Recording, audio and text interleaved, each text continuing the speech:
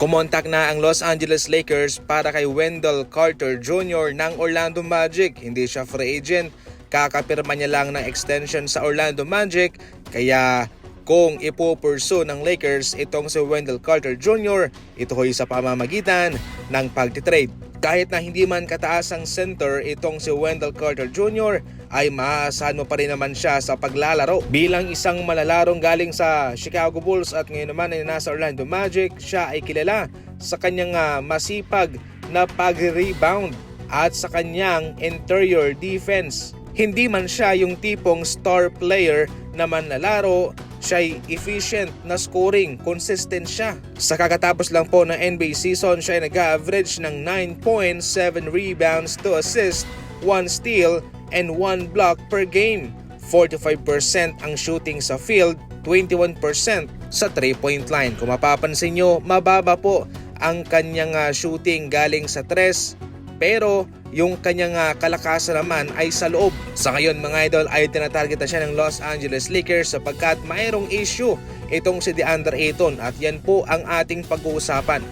Kilala itong si DeAndre Ayton bilang isa sa mga maasahang big man sa NBA at maraming nga ho nagulat nang siya'y ini-wave na lang kaagad-agad ng kanyang team na Portland Trail Blazers. Kaya marami ang nagtatanong kung ano nga ba talaga ang totoo patungkol sa kanila sa pagitan ng kampo ni Ayton at sa kampo ng Portland Trail Blazers, na pwede naman po nila itong i-trade para kahit paano ay mayroon silang makakuhang kapalit, pero pagkos ito'y kanilang pinakawalan o ini-wave.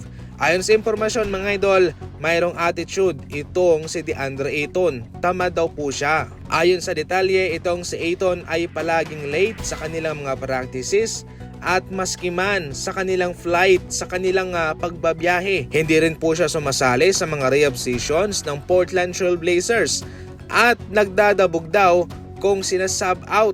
At ang pagdadabog nito ay magpapatuloy hanggang sa kanilang locker room dahil siya'y ibinangko dahil sa kanyang kawalan ng effort. Sa madaling salita, isang red flag itong sa Ayton sa isang kupunan.